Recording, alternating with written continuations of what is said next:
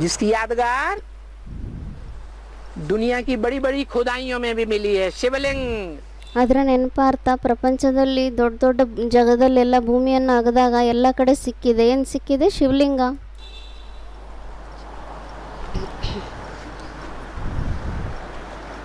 उस निराकार भगवान बाप का बड़ा रूप है। ಅದು ಆ ನಿರಾಕಾರ ಭಗವಂತ ತಂದೆಯ ದೊಡ್ಡ ರೂಪ ಆಗಿದೆ.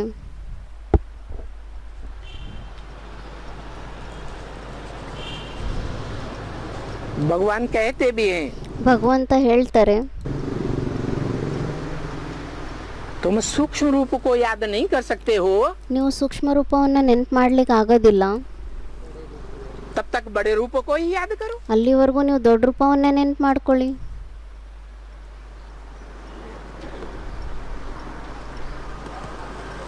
उसका नाम भी है महादेव। ಅವರ ಹೆಸರೇ ಆಗಿದೆ ಮಹಾದೇವ. देव तो 33 करोड़ भी गाए हुए हैं, ದೇವತೆಗಳಂತೂ 33 ಕೋಟಿ ದೇವತೆಗಳು ಅಂತಾನೂ ಗಾಯನೇ ಇದೆ. लेकिन वो कैसा देवता है देवताओं के बीच में? ಆದರೆ ಅವರು ದೇವತೆಗಳ ಮಧ್ಯದಲ್ಲಿ ಯಾವ ಥರ ದೇವತೆ ಆಗಿದ್ದಾರೆ? महादेव। ಮಹಾದೇವ ಆಗಿದ್ದಾರೆ. ऊंचे ते ऊंचे देवताएं हैं 3 त्रिदेव। ಶ್ರೇಷ್ಠಕ್ಕಿಂತ ಶ್ರೇಷ್ಠ ದೇವತೆಗಳಾಗಿದ್ದಾರೆ ತ್ರಿದೇವತೆಗಳು. ब्रह्मादेव, विष्णुदेव और शंकर महादेव। ಬ್ರಹ್ಮ ದೇವತೆ, ವಿಷ್ಣು ದೇವತೆ ಮತ್ತು ಶಂಕರ ಮಹಾದೇವ. तो कहा जाता है देव ब्रह्मा, ಅದಕ್ಕೆ ಮತ್ತೆ ಹೇಳಲಾಗುತ್ತೆ ದೇವ್ ಬ್ರಹ್ಮ, देव विष्णु, ದೇವ ವಿಷ್ಣು. और उन दोनों से भी ऊंचा देव देव महादेव। ಮತ್ತೆ ಅವರಿಬ್ಬರಿಗಿಂತನೂ ಉನ್ನತವಾಗಿರುವಂಥವ್ರು ಯಾರಾಗಿದ್ದಾರೆ? ದೇವದೇವ ಮಹಾದೇವ ಆಗಿದ್ದಾರೆ.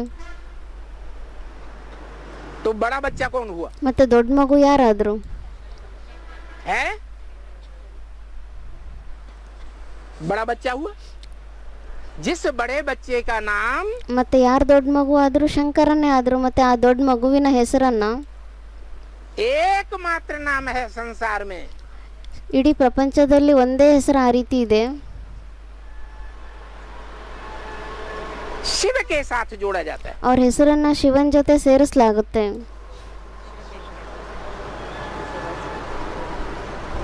और 2500 वर्ष भक्ति मार्ग में गाया जाता है। ಮತ್ತೆ ಭಕ್ತಿ ಮಾರ್ಗದಲ್ಲಿ 2500 ವರ್ಷಗಳವರೆಗೂ ಗಾಯನೆ ನಡೆಯುತ್ತೆ.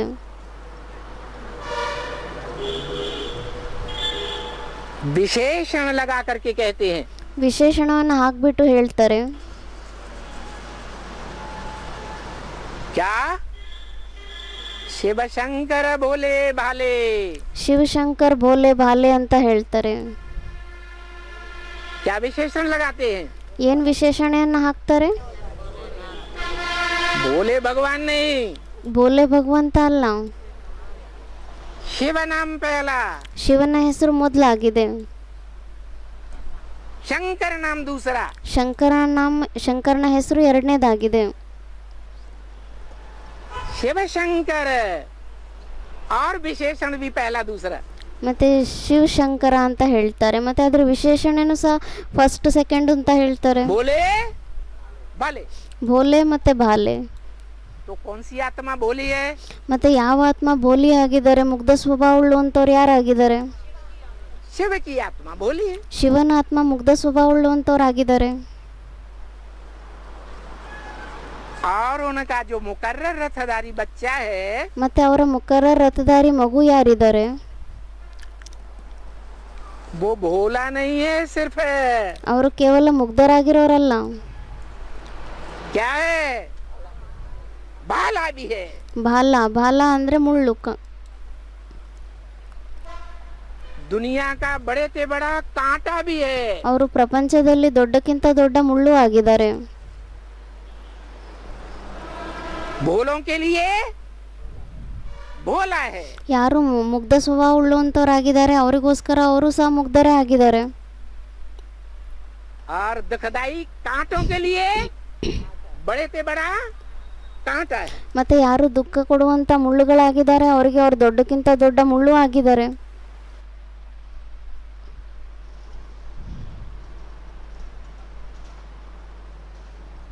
वो शिव मुकर्रर रथधारी ಮತ್ತು ಆ ಶಿವ ಮುಕರ ರಥಧಾರಿ तीसरी मूर्ति शंकर के द्वारा प्रत्यक्ष होता है। ಮೂರನೇ ಮೂರ್ತಿ ಶಂಕರನ ಮುಖಾಂತರ ಪ್ರತ್ಯಕ್ಷ ಆಗ್ತಾರೆ ಅವರು।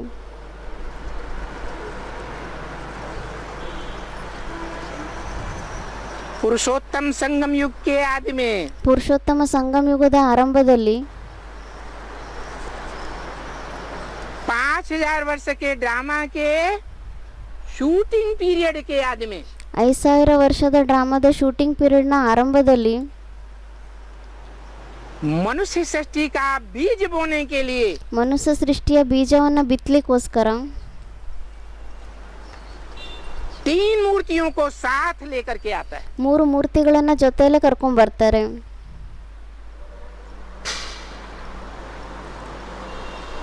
परंतु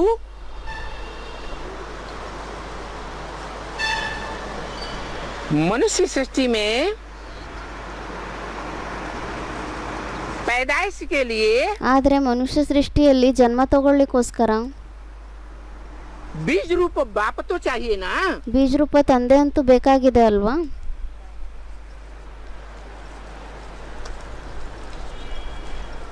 तो जब आता है और जिस मुकर्रर रथ में पहले पहले आता है ಮತ್ತೆ ಅವರು ಯಾವಾಗ ಬರ್ತಾರೆ ಮತ್ತೆ ಯಾವ ಮುಖರ ರಥದಲ್ಲಿ ಮೊಟ್ಟ ಮೊದಲು ಬರ್ತಾರೆ जिसका ब्रह्मा के मुख से निकली वेदवाणी में ಅವ್ರದ್ದು ಬ್ರಹ್ಮ ಮುಖದಿಂದ ಬಂದಿರುವಂತ ವೇದವಾಣಿಯಲ್ಲಿ इशारा दिया है। ಸೂಚನೆಗಳನ್ನ ಕೊಟ್ಟಿದ್ದಾರೆ। क्या इशारा दिया है? ಏನಂತ ಸೂಚನೆಯನ್ನ ಕೊಟ್ಟಿದ್ದಾರೆ?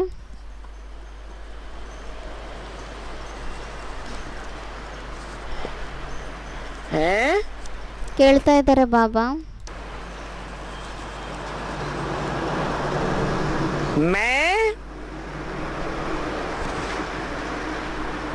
मनुष्य सृष्टि के बीज रूप में आता हूँ। ನಾನು ಮನುಷ್ಯ ಸೃಷ್ಟಿಯ ಬೀಜ ರೂಪನಲ್ಲಿ ಬರ್ತೀನಿ।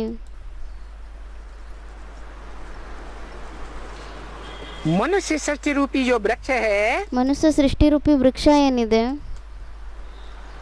उसमें बीज भी होता है। प्रथम बीज ಅದರಲ್ಲಿ ಮೊದಲನೇ ಬೀಜನೂ ಇರುತ್ತೆ, जड़ें भी होती हैं आधार मूर्त, ಬೇರುಗಳು ಸಹ ಇರುತ್ತಾರೆ ಆಧಾರ ಮೂರ್ತ, तना और टहनियां भी होती हैं, ಕಾಂಡನೂ ಇರುತ್ತೆ, ರೊಂಬೆ ಕೊಂಬೆಗಳು ಇರುತ್ತೆ, पत्ते भी होते हैं। ಎಲೆಗಳು ಇರುತ್ತೆ। लेकिन सबसे ज्यादा पावरफुल क्या होता है? ಆದ್ರೆ ಎಲ್ಲರಿಗಿಂತ ಜಾಸ್ತಿ ಪವರ್ಫುಲ್ ಏನಾಗಿರುತ್ತೆ? बीज रूप बाप ही पावरफुल है। ಬೀಜ ರೂಪ ತಂದೆನೇ ಪವರ್ಫುಲ್ ಆಗಿರ್ತಾರೆ। तो मनुष्य सृष्टि में जो सबसे पुराना है ಮತ್ತೆ ಮನುಷ್ಯ ಸೃಷ್ಟಿಯಲ್ಲಿ ಯಾರು ಎಲ್ಲರಿಗಿಂತ ಜಾಸ್ತಿ ಹಳಬರಾಗಿದ್ದಾರೆ, जिसका ना आदि है ना अंत है, ಅವ್ರದ್ದು ಆದಿನೂ ಇಲ್ಲ ಅಂತ್ಯನೂ ಇಲ್ಲ, शास्त्रों में भी कहीं नहीं दिखाया। ಶಾಸ್ತ್ರಗಳಲ್ಲೂ ಸಹ ಎಲ್ಲೂ ತೋರಿಸಿಲ್ಲ कि उसका कोई जन्मदाता है। ಅಂದ್ರೆ ಅವ್ರಿಗೂ ಜನ್ಮ ಕೊಡುವಂತವ್ರು ಯಾರಾದ್ರೂ ಇದ್ದಾರೆ ಅಂತ ಎಲ್ಲೂ ತೋರಿಸಿಲ್ಲ। और उसकी मृत्यु होते भी कभी नहीं दिखाते। ಮತ್ತೆ ಅವ್ರದ್ದು ಮೃತ್ಯು ಆಗ್ತಾ ಇರೋದನ್ನು ಎಲ್ಲೂ ತೋರಿಸಿಲ್ಲ। कृष्ण की तो मृत्यु होते भी दिखाया है ಕೃಷ್ಣಂದಂತೂ ಮೃತ್ಯು ಆಗ್ತಾ ಇರೋದನ್ನು ತೋರಿಸಿದ್ದಾರೆ, और कृष्ण को जन्म होते भी दिखाया है। ಮತ್ತೆ ಕೃಷ್ಣಂದು ಜನ್ಮ ಆಗ್ತಾ ಇರೋದನ್ನು ತೋರಿಸಿದ್ದಾರೆ।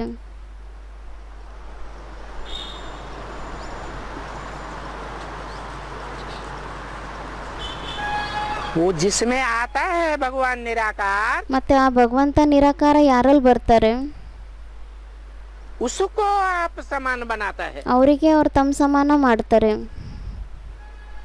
कैसा आप समान? ಯಾವ ರೀತಿ ತಮ್ಮ ಸಮಾನ ಮಾಡ್ತಾರೆ? निराकारी, निर्विकारी, निरहंकारी बनाता है। ನಿರಾಕಾರಿ, ನಿರ್ವಿಕಾರಿ, ನಿರಹಂಕಾರಿಯನ್ನಾಗಿ ಮಾಡ್ತಾರೆ। निराकारी आप समान बनाएगा ಯಾರು ನಿರಾಕಾರಿ ಆಗಿರ್ತಾರೆ ಅವರೇ ತಮ್ಮ ಸಮಾನ ಮಾಡ್ತಾರ? तो कम से कम जो पुरुषोत्तम संगम युग है ಮತ್ತು ಕಡಿಮೆಗಿಂತ ಕಡಿಮೆ ಪುರುಷೋತ್ತಮ ಸಂಗಮ ಯುಗ ಏನಿದೆ उसमें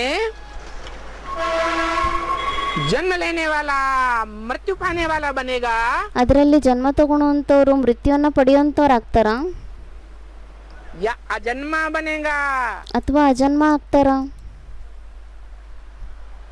अमरनाथ बनेगा ಅಮರನಾಥ ಆಗ್ತಾರ आप समान बनाता है ಅವರು ತಮ್ಮ ಸಮಾನ ಮಾಡ್ತಾರೆ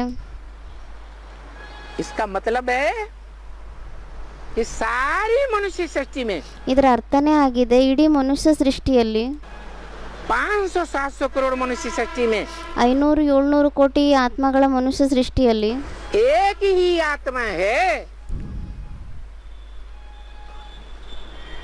मनुष्यों के बीच में ಮನುಷ್ಯರ ಮಧ್ಯದಲ್ಲಿ ಒಬ್ಬರೇ ಆತ್ಮ ಈ ತರ ಆಗಿದ್ದಾರೆ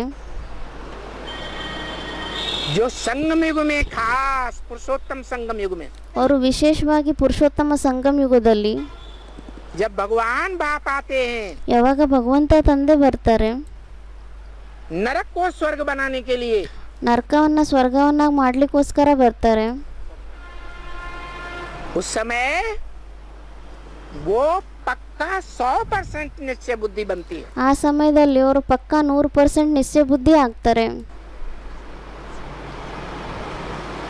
बाप को पहचाना मना निश्चय बुद्धि बच्चा बना ತಂದೆಯನ್ನ ನಾವು ಗುರುತಿಸ್ಕೊಂಡಿದೀವಿ ಅಂದ್ರೆ ನಾವು ನಿಶ್ಚಯ ಬುದ್ಧಿ ಆಗಿರುವಂತ ಮಕ್ಕಳಾಗಿದ್ದೀವಿ जन्म हुआ ಜನ್ಮ ಆಯ್ತು ನಮ್ದು और बाप को भूल गया ಮತ್ತೆ ತಂದೆಯನ್ನ ನಾವು ಮರ್ತೋಗ್ಬಿಟ್ರೆ तो अनिश्चय बुद्धि मृत्यु हो गई ಮತ್ತೆ ಅನಿಶ್ಚಯ ರೂಪಿ ಮೃತ್ಯು ಆಗೋಗ್ಬಿಡುತ್ತೆ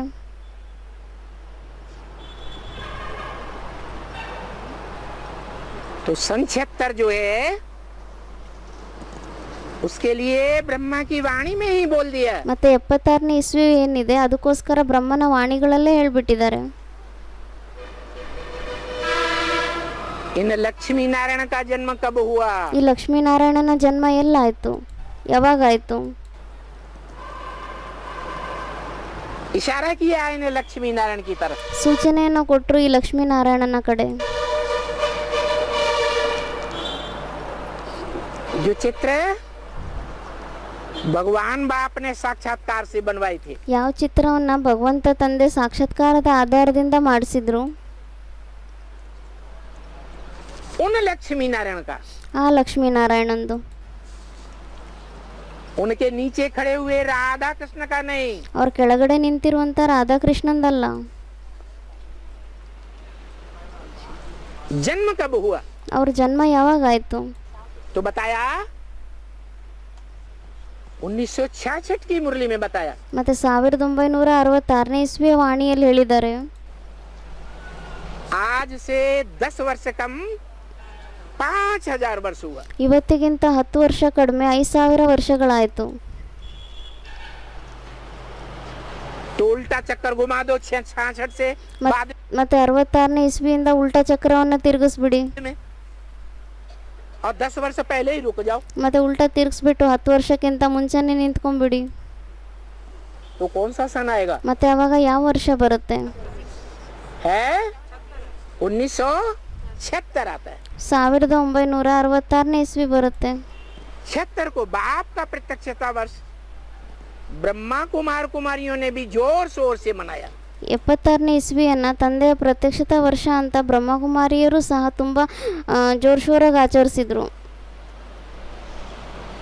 क्योंकि ब्रह्मा की वाणी में ही जिसे वेद वाणी कहा जाता है ಯಾಕೆಂದ್ರೆ ಬ್ರಹ್ಮನ ವಾಣಿ ಏನಿದೆ ಯಾವುದಕ್ಕೆ ವೇದವಾಣಿ ಅಂತ ಹೇಳಲಾಗುತ್ತೆ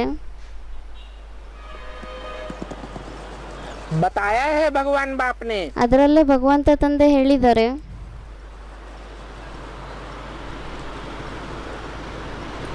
कि लक्ष्मी नारायण का जन्म जब होता है ಈ ಲಕ್ಷ್ಮೀನಾರಾಯಣನ ಜನ್ಮ ಯಾವಾಗ ಆಗುತ್ತೆ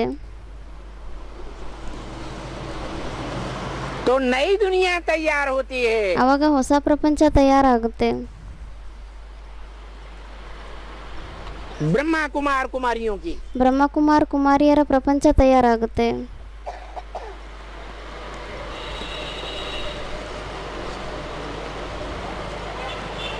पुरानी दुनिया का विघटन शुरू हो जाता है। ಹಳೆ ಪ್ರಪಂಚದ ವಿಘಟನೆ ಆರಂಭ ಆಗೋಗುತ್ತೆ. किसके द्वारा? ಯಾರ ಮುಖಾಂತರ?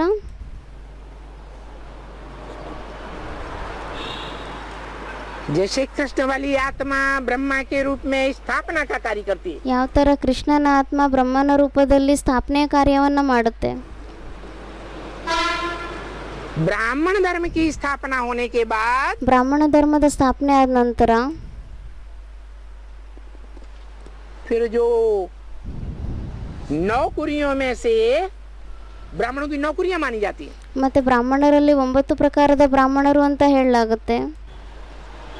नौकरियों में से ಮತ್ತೆ ಆ 9 ಪ್ರಕಾರದ ಬ್ರಾಹ್ಮಣರಲ್ಲಿ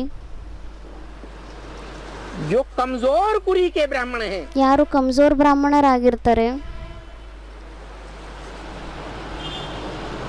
उनका ज्ञान के आधार पर विघटन होने लगता है। ಅವ್ರದ್ದು ಜ್ಞಾನದ ಆಧಾರದ ಮೇಲೆ ವಿಘಟನೆ ಆಗ್ಲಿಕ್ಕೆ ಆರಂಭ ಆಗುತ್ತೆ. उनको भगवान की वाणी के ऊपर उतना निश्चय नहीं रहता, ಅವರಿಗೆ ಭಗವಂತನ ವಾಣಿ ಮೇಲೆ ಅಷ್ಟು ನಂಬಿಕೆ ಇರೋದಿಲ್ಲ. क्योंकि ब्राह्मण 2 प्रकार के होते हैं। ಯಾಕೆಂದ್ರೆ ಬ್ರಾಹ್ಮಣರು 2 ಪ್ರಕಾರದವ್ರು ಇರ್ತಾರೆ. एक मुखवंशावली ಒಬ್ರಂತೂ ಮುಖವಂಶಾವಳಿ ಆಗಿದ್ದಾರೆ, और दूसरे कुखवंशावली। ಮತ್ತೆ ಇನ್ನೊಬ್ರು ಕುಕುಂಶಾವಳಿ ಆಗಿದ್ದಾರೆ. मुखवंशावली ब्राह्मण ब्रह्मा से मुख से जो वाणी निकलती है भगवान की, ಮುಖವಂಶಾವಳಿ ಬ್ರಾಹ್ಮಣರು ಅಂದ್ರೆ ಬ್ರಹ್ಮ ಮುಖದಿಂದ ಭಗವಂತ ಶಿವಂದ ಏನ್ ವಾಣಿ ಬರುತ್ತೆ उस वाणी को ही भगवान मानते हैं, ಆ ವಾಣಿಗೆ ಅವ್ರು ಭಗವಂತ ಅಂತ ಮಾನ್ಯತೆ ಕೊಡ್ತಾರೆ. जिसे मुरली कहा जाता है। मुरली से प्यार माना मुरलीधर से प्यार। ಅದಕ್ಕೆ ಮುರಳಿ ಅಂತ ಹೇಳಲಾಗುತ್ತೆ. ಮತ್ತೆ ಮುರಳಿ ಜೊತೆ ಪ್ರೀತಿ ಅಂದ್ರೆ ಮುರಳೀಧರನ್ ಜೊತೆನೂ ಪ್ರೀತಿ ಇದೆ. नहीं तो भगवान क्या है? ಇಲ್ದಿದ್ರೆ ಭಗವಂತ ಏನಾಗಿದ್ದಾರೆ? भगवान तो सत्य चित्त आनंद है। ಭಗವಂತ ಅಂತೂ ಸತ್ಯ ಆಗಿದ್ದಾರೆ, ಚೈತನ್ಯ ಆಗಿದ್ದಾರೆ, ಆನಂದ ಆಗಿದ್ದಾರೆ. जो सत्य है वो ही सतयुग की स्थापना करता है। ಯಾರು ಸತ್ಯ ಆಗಿದ್ದಾರೆ ಅವರೇ ಸತ್ಯುಗದ ಸ್ಥಾಪನೆಯನ್ನ ಮಾಡುತ್ತಾರೆ. वो सत्य भगवान इस सृष्टि में आकर के ಆ ಸತ್ಯ ಭಗವಂತ ಈ ಸೃಷ್ಟಿಯಲ್ಲಿ ಬಂದ್ಬಿಟ್ಟು सच्ची बात सुनाता है। ಸತ್ಯವಾಗಿರೋ ಮಾತನ್ನೇ ಹೇಳ್ತಾರೆ ब्रह्मा के मुख से। ಬ್ರಹ್ಮನ ಮುಖದಿಂದ. जो सच्ची बातें सुनाता है ಮತ್ತೆ ಅವ್ರೇನ್ ಸತ್ಯವಾಗಿರೋ ಮಾತನ್ನ ಹೇಳ್ತಾರೆ, झूठ की दुनिया, झूठे लोग ಸುಳ್ಳಿನ ಪ್ರಪಂಚ, ಸುಳ್ಳು ಜನಗಳು उन बातों की गहराई का कोई महत्व नहीं देते। ಅವರು ಆ ಮಾತಿನ ಆಳ ಏನಿದೆ, ಗುಹ್ಯ ರಹಸ್ಯಗಳೇನಿದೆ ಅದಕ್ಕೆ ಅಷ್ಟು ಮಹತ್ವವನ್ನು ಕೊಡೋದೇ ಇಲ್ಲ ಅವರು.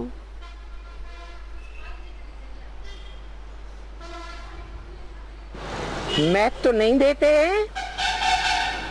तो सत्य भगवान को नहीं पहचान पाते। ಮತ್ತೆ ಅವ್ರ ಮಹತ್ವವನ್ನು ಕೊಡೋದಿಲ್ಲ, ಅದಕ್ಕೆ ಅವ್ರು ಸತ್ಯ ಭಗವಂತನ ಗುರುತಿಸ್ಕೊಳ್ಳಿಕ್ಕೂ ಆಗಲ್ಲ.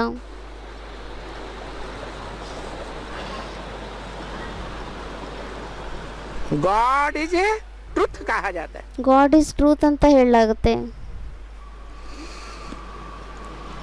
और ट्रुथ इज गॉड कहा जाता है। ಮತ್ತೆ ಟ್ರೂತ್ ಈಸ್ ಗಾಡ್ ಅಂತ ಹೇಳಲಾಗುತ್ತೆ. तो भगवान क्या है? ಮತ್ತೆ ಭಗವಂತ ಏನಾಗಿದ್ದಾರೆ?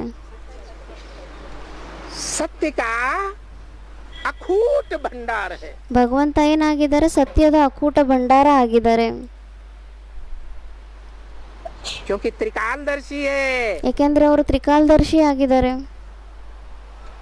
जन्म मरण के चक्र में ना आने के कारण ಜನ್ಮ ಮರಣದ ಚಕ್ರದಲ್ಲಿ ಬರೋದಿಲ್ಲ, ಅದಕ್ಕೋಸ್ಕರ मनुष्य आत्मा जन्म मरण के चक्र में आती है, ಮನುಷ್ಯ ಆತ್ಮಗಳು ಜನನ ಮರಣದ ಚಕ್ರದಲ್ಲಿ ಬರ್ತಾರೆ, इसलिए भूल जाती है। ಅದಕ್ಕೋಸ್ಕರ ಅವ್ರು ಮರ್ತೋಗ್ಬಿಡ್ತಾರೆ. तो वो सत्य का भंडार, ज्ञान का भंडार, ಮತ್ತೆ ಅವರು ಸತ್ಯದ ಭಂಡಾರ, ಜ್ಞಾನದ ಭಂಡಾರ, अखूट ज्ञान का भंडार, ಅವರು ಅಕೂಟ ಜ್ಞಾನದ ಭಂಡಾರ ಆಗಿದ್ದಾರೆ.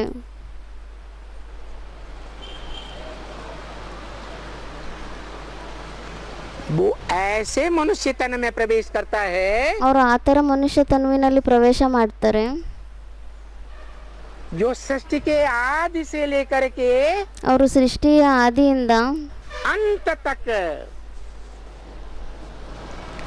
निश्चय बुद्धि विजयते बनता है। ಸೃಷ್ಟಿಯ ಆದಿಯಿಂದ ಅಂತ್ಯದವರೆಗೂ ಅವರು ನಿಶ್ಚಯ ಬುದ್ಧಿ ಆಗಿರ್ತಾರೆ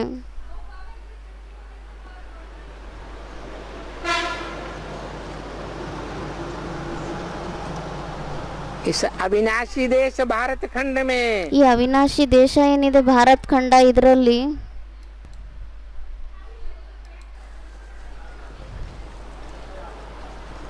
इस सच खंड में इतने इतने झूठे आतताई आए विदेशों से ಈ ಸತ್ಯಖಂಡದಲ್ಲಿ ಇಷ್ಟೊಂದು ಸುಳ್ಳು ಆತತಾಯಿಗಳು ಬಂದಿದ್ದಾರೆ ವಿದೇಶಗಳಿಂದ कितने हिंसक आक्रमण किए ಎಷ್ಟೊಂದು ಹಿಂಸಕ ಆಕ್ರಮಣವನ್ನೆಲ್ಲ ಮಾಡಿದ್ದಾರೆ ये दिखाने के लिए कि हम विश्व के बादशाह हैं।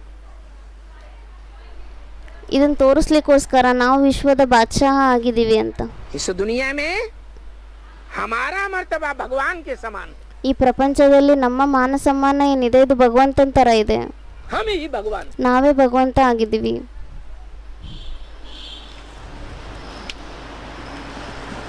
हिस्ट्री बताती है उन सारे ही आतताइयों को ಮತ್ತೆ ಹಿಸ್ಟ್ರಿನೇ ಹೇಳುತ್ತೆ ಈ ಎಲ್ಲ ಆತತಾಯಿಗಳನ್ನ भारतवासियों ने भगाए मारा। ಭಾರತವಾಸಿಗಳು ಅವರನ್ನ ಹೊರಗಡೆ ತೆಗೆದ್ಬಿಟ್ರು ಓಡಿಸ್ಬಿಟ್ರು ತಮ್ಮ ದೇಶದಿಂದ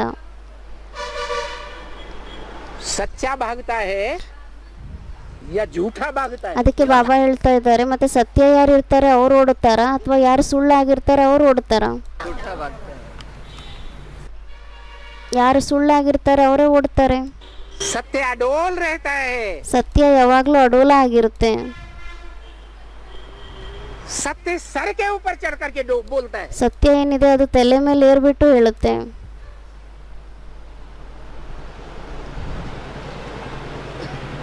झूठा भाग खड़ा होता है। ಸುಳ್ಳು ಯಾರು ಇರ್ತಾರೆ ಅವ್ರು ಓಡೋಗ್ತಾರೆ तो कौन ताकतवर हुआ? ಮತ್ತೆ ಯಾರು ಶಕ್ತಿಶಾಲಿ ಆದ್ರು सच्चाई ताकतवर हुआ। ಸತ್ಯತೆನೇ ಶಕ್ತಿಶಾಲಿ ಆಯ್ತು उसने ये सच्चाई कहाँ से पाई? ಮತ್ತೆ ಅವರು ಈ ಸತ್ಯತೆಯನ್ನ ಎಲ್ಲಿಂದ ಪಡೆದಿದ್ದಾರೆ भारत ने या भारतवासियों ने? ಭಾರತನೇ ಆಗ್ಲಿ ಅಥವಾ ಭಾರತವಾಸಿಗಳೇ ಆಗ್ಲಿ भगवान जब इस सृष्टि पर आते हैं ಭಗವಂತ ಯಾವಾಗ ಈ ಸೃಷ್ಟಿಯಲ್ಲಿ ಬರ್ತಾರೆ ब्रह्मा के मुख से जो वाणी सुनाते हैं ಬ್ರಹ್ಮ ಮುಖದಿಂದ ಏನ್ ವಾಣಿಯನ್ನ ಹೇಳ್ತಾರೆ उस वाणी की कदर की है।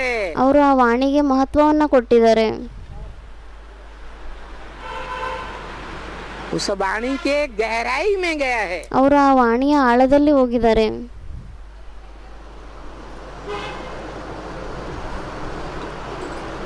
और वो आत्मा है जिसे भगवान आकर के ज्ञान सूर्य के रूप में संसार में स्थापित करते हैं। ಮತ್ತೆ ಆ ಆತ್ಮಗಳನ್ನ ಭಗವಂತ ತಂದೆ ಬಂದ್ಬಿಟ್ಟು ಈ ಪ್ರಪಂಚದಲ್ಲಿ ಜ್ಞಾನ ಸೂರ್ಯನ ರೂಪದಲ್ಲಿ ಅವರನ್ನ ಪ್ರತ್ಯಕ್ಷ ಮಾಡ್ತಾರೆ भक्ति मार्ग में उसे राम कहते हैं। ಭಕ್ತಿ ಮಾರ್ಗದಲ್ಲಿ ಅವರಿಗೆ ರಾಮ ಅಂತ ಹೇಳ್ತಾರೆ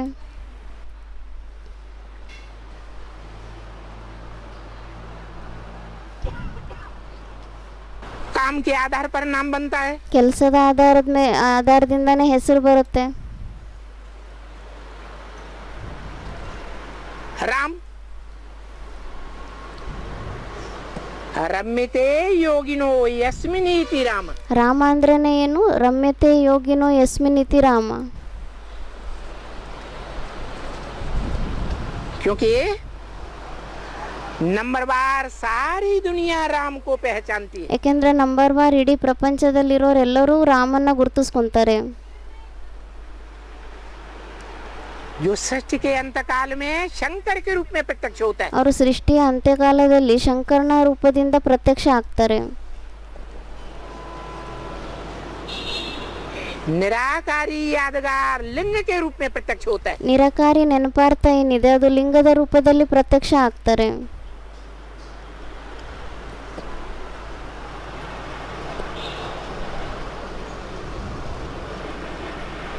वो लिंग रूप,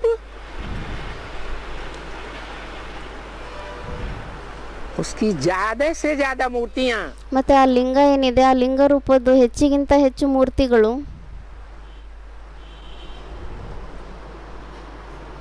सारे संसार की खुदाइयों में मिली। ಇಡೀ ಪ್ರಪಂಚದಲ್ಲೆಲ್ಲ ಭೂಮಿಯನ್ನು ಅಗದಾಗ ಎಲ್ಲ ಕಡೆನೂ ಸಿಕ್ಕಿದೆ.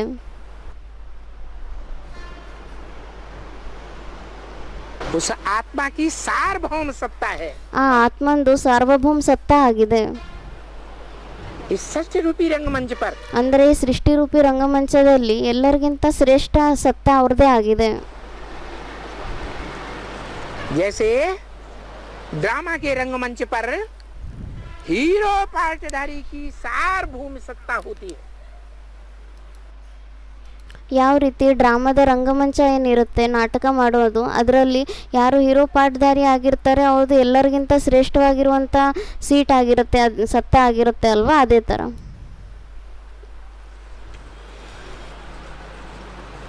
तो वो हीरो पार्टधारी है।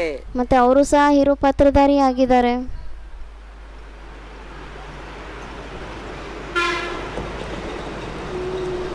अव्वल नंबर का हीरा है। ಮೊದಲನೇ ನಂಬರಿನ ವಜ್ರ ಆಗಿದ್ದಾರೆ. जिस हीरे को भारत के पहले पहले मंदिर में, यादगार मंदिर में, ಆ ವಜ್ರವನ್ನ ಭಾರತದ ಮೊಟ್ಟ ಮೊದಲನೇ ದೇವಸ್ಥಾನದಲ್ಲಿ ನೆನಪಾರ್ಥದಲ್ಲಿ सोमनाथ मंदिर में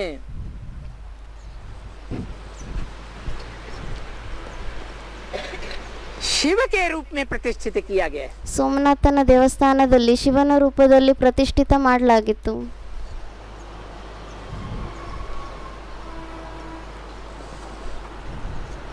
क्योंकि सोमनाथ मंदिर में लिंग के रूप में, ಏಕೆಂದರೆ ಸೋಮನಾಥನ ದೇವಸ್ಥಾನದಲ್ಲಿ ಲಿಂಗದ ರೂಪದಲ್ಲಿ लाल पत्थर दिखाया गया था ಕೆಂಪು ಕಲ್ಲನ್ನು ತೋರಿಸಲಾಗಿತ್ತು. और उसके बीचों बीच वो आत्मा जो हीरो पार्टधारी के रूप में पार्ट बजाती है। ಮತ್ತೆ ಅದರ ಮಧ್ಯದಲ್ಲಿ ಯಾವ ಆತ್ಮ ಹೀರೋ ಪಾತ್ರಧಾರಿಯ ರೂಪದಲ್ಲಿ ಪಾತ್ರವನ್ನ ಮಾಡ್ತಾರೆ, बाप समान निराकारी स्टेज में स्थित हो जाती है। ತಂದೆ ಸಮಾನ ನಿರಾಕಾರಿ ಸ್ಟೇಜ್ನಲ್ಲಿ ಸ್ಥಿತ ಆಗೋಗ್ತಾರೆ. क्योंकि वो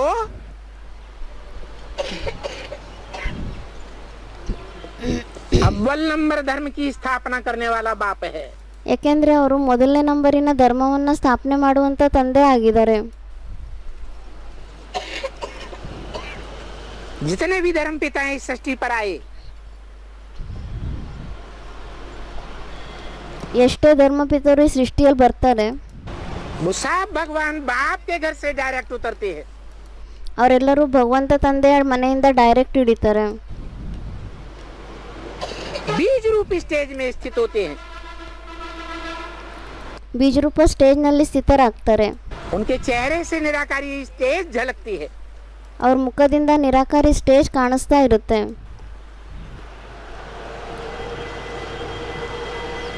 बुद्ध के चेहरे को ध्यान से देखो, क्राइस्ट के चेहरे को ध्यान से देखो, ಬುದ್ಧನ ಮುಖವನ್ನ ಗಮನ ಕೊಟ್ಟು ನೋಡಿ, ಕ್ರೈಸ್ಟಿನ ಮುಖವನ್ನ ಗಮನ ಕೊಟ್ಟು ನೋಡಿ, गुरु नानक के चेहरे को ध्यान से देखो, ಗುರುನಾನಕ್ ಅವರ ಮುಖವನ್ನ ಗಮನ ಕೊಟ್ಟು ನೋಡಿ. चेहरा क्या बताता है? ಅವ್ರ ಮುಖ ಏನಂತ ಹೇಳುತ್ತೆ? आंखें चढ़ी हुई हैं,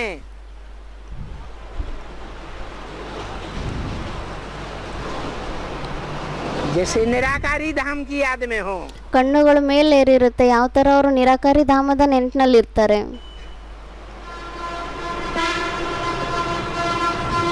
वो तो इस मनुष्य सृष्टि के देहधारी धर्म पिता हैं। ಅವರಂತೂ ಈ ಮನುಷ್ಯ ಸೃಷ್ಟಿಯ ದೇಹಧಾರಿ ಧರ್ಮಪಿತರಾಗಿದ್ದಾರೆ, बाप हैं। ತಂದೆ ಆಗಿದ್ದಾರೆ. लेकिन उन बापों का भी कोई बाप है। ಆದ್ರೆ ಆ ತಂದೆಗಳಿಗೂ ಸಹ ಯಾರಾದ್ರೂ ತಂದೆ ಆಗಿದ್ದಾರೆ. इस मनुष्य सृष्टि में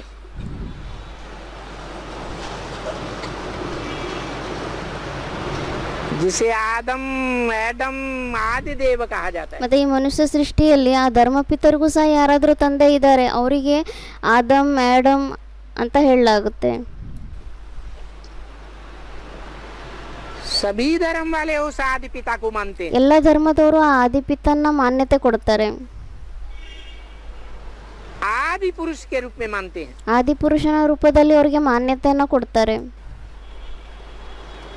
लेकिन वो इतनी पुरानी बात है, ಆದರೆ ಅದು ಅಷ್ಟು ಹಳೆ ಮಾತಾಗಿದೆ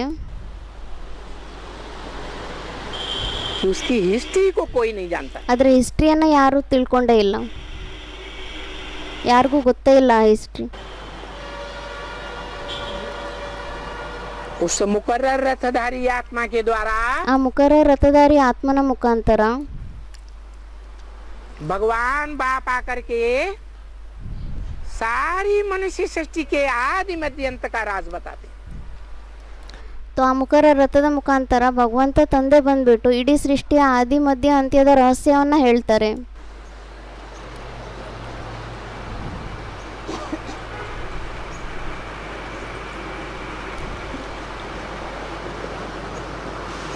जैसे कृष्ण की आत्मा पुरुषोत्तम संगम युग में ಯಾವ ರೀತಿ ಕೃಷ್ಣನ ಆತ್ಮ ಪುರುಷೋತ್ತಮ ಸಂಗಮ ಯುಗದಲ್ಲಿ ब्रह्मा की मूर्ति का पार्ट बजाती है, ಬ್ರಹ್ಮನ ಮೂರ್ತಿಯ ಪಾತ್ರವನ್ನ ಮಾಡ್ತಾರೆ,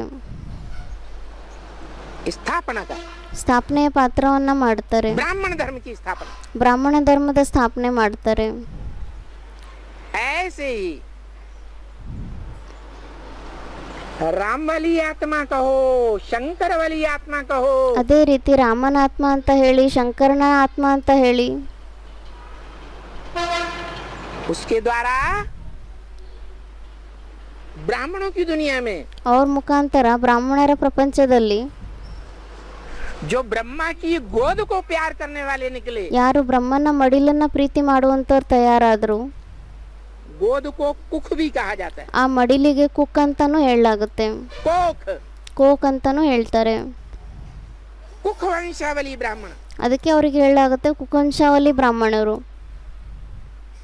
देह को महत्व देने वाले, ಅವರು ದೇಹಕ್ಕೆ ಮಹತ್ವವನ್ನು ಕೊಡುವಂತವರಾಗಿದ್ದಾರೆ. ब्रह्मा की देह को ही भगवान समझ बैठते हैं। ಅವರು ಬ್ರಹ್ಮನ ದೇಹಕ್ಕೆ ಭಗವಂತ ಅಂತ ತಿಳ್ಕೊಂಡು ಕುತ್ಕೊಂಡ್ಬಿಡ್ತಾರೆ. जबकि ब्रह्मा के मुख से निकली वाणी में आया है ವಾಸ್ತವದಲ್ಲಿ ಬ್ರಹ್ಮನ ಮುಖದಿಂದ ಬಂದಿರುವಂತ ವಾಣಿಯಲ್ಲೂ ಸಹ ಬಂದಿದೆ, कि आदि में ऐसे ऐसे बच्चे थे ಆದಿಯಲ್ಲಿ ಈ ರೀತಿ ಮಕ್ಕಳಿದ್ರು, जो मम्मा बाबा को भी डायरेक्शन देते थे, ಅವರು ಮಮ್ಮ ಬಾಬನ್ಗೂ ಸಹ ಡೈರೆಕ್ಷನ್ ಕೊಡ್ತಾ ಇದ್ರು, ड्रिल कराते थे। ಡ್ರಿಲ್ ಮಾಡಿಸ್ತಾ ಇದ್ರು. हम समझते थे ये तो बहुत ऊंचा नंबर माला में आवे, ನಾವಂತೂ ತಿಳ್ಕೊಂತಾ ಇದ್ವಿ ಇವರಂತೂ ತುಂಬಾ ಉನ್ನತವಾಗಿರುವಂತ ಮಾಲೆಯಲ್ಲಿ ಬರ್ತಾರೆ ಅಂತ. वो भी गिर गए। ಆದ್ರೆ ಅವರು ಸಹ ಬಿದ್ದೋಗ್ಬಿಟ್ರು. तो बताया है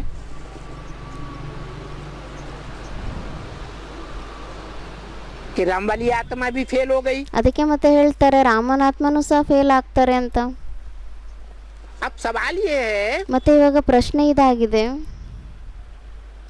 वो आत्मा माया के फाइनल पेपर में फेल हो गई ಮತ್ತೆ ಆ ಆತ್ಮ ಮಾಯೆಯ ಫೈನಲ್ ಪೇಪರ್ ಏನಿದೆ ಅದ್ರಲ್ಲಿ ಫೇಲ್ ಆಗೋಗ್ತಾರಾ, या छोटे मोटे एग्जाम में फेल हो गई? ಅಥವಾ ಚಿಕ್ಕ ಪುಟ್ಟ ಎಕ್ಸಾಮ್ ನಲ್ಲಿ ಫೇಲ್ ಆಗ್ತಾರಾ? और माया किसी को छोड़ती है? ಮತ್ತೆ ಮಾಯೆ ಯಾರನ್ನಾದ್ರೂ ಬಿಡುತ್ತಾ? छोड़ती है। ಬಿಡುತ್ತಾ? ಇಲ್ಲ. कहते हैं ब्रह्मा ने 4 बार सृष्टि रची ब्राह्मणों की। ಹೇಳ್ತಾರೆ ಬ್ರಹ್ಮ 4 ಸತಿ ಬ್ರಾಹ್ಮಣರ ಸೃಷ್ಟಿಯನ್ನ ರಚನೆ ಮಾಡಿದ್ರು ಅಂತ.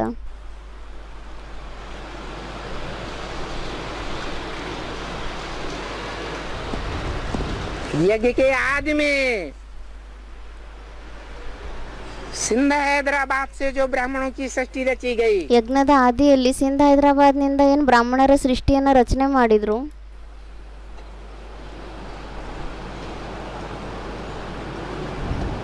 उसके लिए बोला ಮತ್ತೆ ಅದಕ್ಕೋಸ್ಕರ ಹೇಳಿದ್ದಾರೆ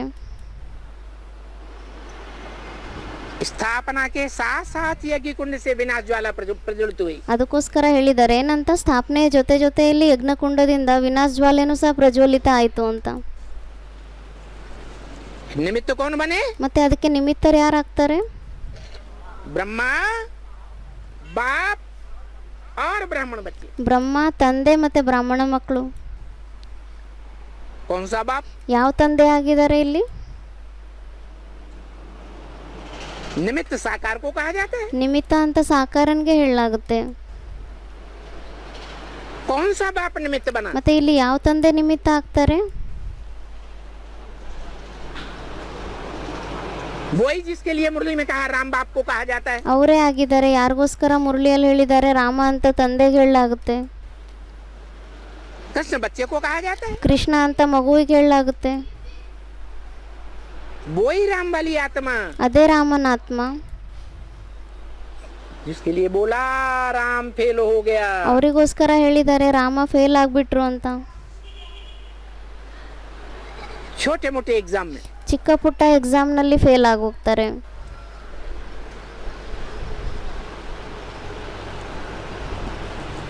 तो जो बच्चा फेल हो गया, ಮತ್ತೆ ಯಾವ ಮಗು ಫೇಲ್ ಆಗೋಗ್ತಾರೆ? बाप कहते हैं जब बीज ही फेल हो गया ಮತ್ತೆ ತಂದೆ ಹೇಳ್ತಾರೆ ಯಾವಾಗ ಬೀಜನೇ ಫೇಲ್ ಆಗೋಗ್ಬಿಡ್ತು तो बीज के साथ सारा झाड़ रह जाएगा। ಮತ್ತೆ ಬೀಜದ ಜೊತೆಯಲ್ಲಿ ಇಡೀ ವೃಕ್ಷ ಉಳ್ಕೊಂಡ್ಬಿಡುತ್ತಾ? है एक दिन ऐसा आता है ಒಂದು ದಿನ ಈ ತರನೂ ಬರುತ್ತೆ, सारा झाड़ सूख जाता है। ಇಡೀ ವೃಕ್ಷನೇ ಒಣಗೋಗ್ಬಿಡುತ್ತೆ.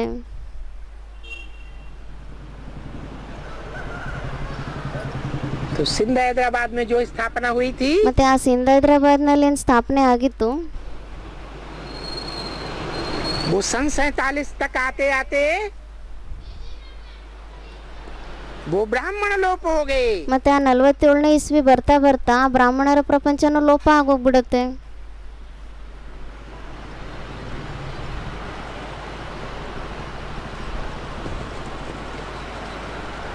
जो राम वाली आत्मा के फॉलोअर्स थे, ಯಾರು ರಾಮನ ಆತ್ಮನ ಫಾಲೋವರ್ಸ್ಗಳಾಗಿದ್ರು, ज्ञान सूर्य के फॉलोअर्स थे, ಜ್ಞಾನ ಸೂರ್ಯನ ಫಾಲೋವರ್ಸ್ ಆಗಿದ್ರು, जो गीता में भी कहा है ಅವರಿಗೋಸ್ಕರ ಗೀತೆಯಲ್ಲೂ ಸಹ ಹೇಳಿದ್ದಾರೆ भगवान बाप जब आते हैं ಭಗವಂತ ತಂದೆ ಯಾವಾಗ ಬರ್ತಾರೆ तो पहले पहले किसको ज्ञान देते हैं? ಅವಾಗ ಅವರು ಮೊಟ್ಟ ಮೊದಲು ಯಾರಿಗೆ ಜ್ಞಾನವನ್ನ ಕೊಡ್ತಾರೆ? सूर्य को ज्ञान देते हैं। ಸೂರ್ಯನಿಗೆ ಜ್ಞಾನವನ್ನ ಕೊಡ್ತಾರೆ.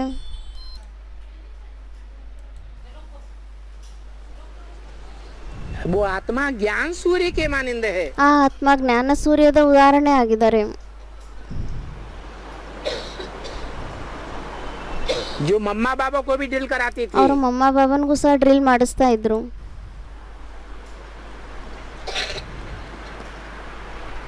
ज्ञान चंद्रमा ब्रह्मा भी उससे ज्ञान की रोशनी लेता है। ಜ್ಞಾನ ಚಂದ್ರಮ ಬ್ರಹ್ಮನು ಸಹ ಅವರಿಂದ ಜ್ಞಾನದ ಪ್ರಕಾಶವನ್ನ ತಗೊಂತಾರೆ. नहीं तो ब्रह्मा को अपने साक्षात्कारों का ही पता नहीं चला। ಇಲ್ಲದಿದ್ರೆ ಬ್ರಹ್ಮನ್ಗಂತೂ ತಮ್ಮ ಸಾಕ್ಷಾತ್ಕಾರಗಳ ಬಗ್ಗೆನೂ ಸಹ ಗೊತ್ತಿರೋದಿಲ್ಲ.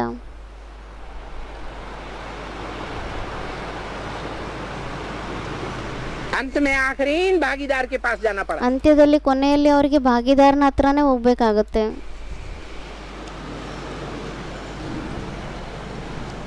वो लौकिक दुनिया का भी भागीदार ಅವರು ಲೌಕಿಕ ಪ್ರಪಂಚಕ್ಕೂ ಸಹ ಭಾಗಿದಾರ ಆಗಿದ್ದಾರೆ. और अलौकिक दुनिया में भी भागीदार है। ಮತ್ತೆ ಅಲೌಕಿಕ ಪ್ರಪಂಚದಲ್ಲೂ ಸಹ ಅವರು ಭಾಗಿದಾರ ಆಗಿದ್ದಾರೆ. इसलिए भारत में भगवान के रूप में राम कृष्ण का नाम वाला है। ಅದಕ್ಕೋಸ್ಕರ ಭಾರತದಲ್ಲಿ ಭಗವಂತನ ರೂಪದಲ್ಲಿ ರಾಮಕೃಷ್ಣನ ಹೆಸರೇ ಪ್ರಸಿದ್ಧಿಯಾಗಿದೆ.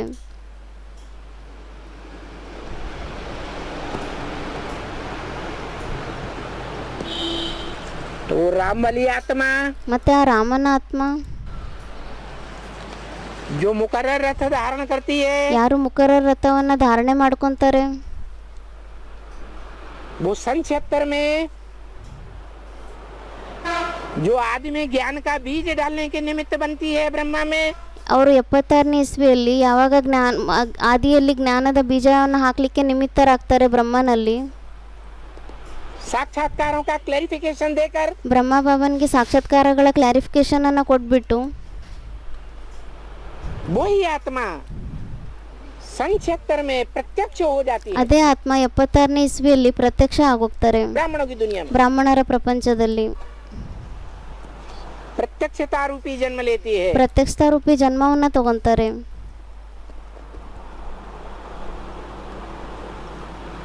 तो राम बाप का जन्म होता है, ಮತ್ತೆ ರಾಮ ತಂದೆಯ ಜನ್ಮ ಆಗುತ್ತೆ, मनुष्य सृष्टि के बाप का जन्म होता है। ಮನುಷ್ಯ ಸೃಷ್ಟಿಯ ತಂದೆಯ ಜನ್ಮ ಆಗುತ್ತೆ। आत्माओं के बाप की प्रत्यक्षता ಆತ್ಮಗಳ ತಂದೆ ಯಾರಿದ್ದಾರೆ ಅವ್ರ ಪ್ರತ್ಯಕ್ಷತೆ नहीं होती है। ಆಗೋದಿಲ್ಲ। अभी भी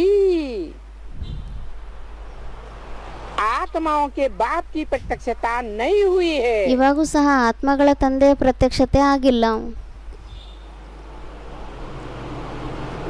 उसकी निशानी है, ಅದ್ರ ಗುರುತೆ ಏನಾಗಿದೆ? गायन है। ಗಾಯನೆ ಆಗಿದೆ कि भगवान आते हैं तो राजा जनक को 1 सेकंड में जीवन मुक्ति देते हैं। ಯಾವಾಗ ಭಗವಂತ ತಂದೆ ಬರ್ತಾರೆ ಆವಾಗ 1 ಸೆಕೆಂಡ್ ನಲ್ಲಿ ಜೀವನ್ ಮುಕ್ತಿಯನ್ನ ಕೊಡ್ತಾರೆ ರಾಜ ಜನಕನ್ಗೆ।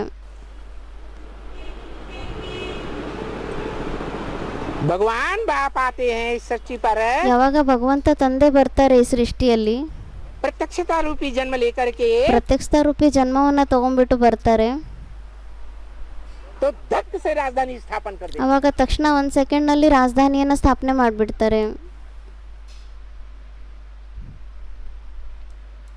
ಓಂ ಶಾಂತಿ। ಇವತ್ತಿಂದು ವಿಸಿಡಿ ನಂಬರ್ ಆಗಿತ್ತು 2294 ತಿರುಪತಿ ಆಂಧ್ರ ಪ್ರದೇಶ। ಮುರಳಿ ತಾರೀಕಾಗಿತ್ತು 3/11/1966। ನುಡಿಸಿರುವಂಥ ತಾರೀಖು 20/1/2017।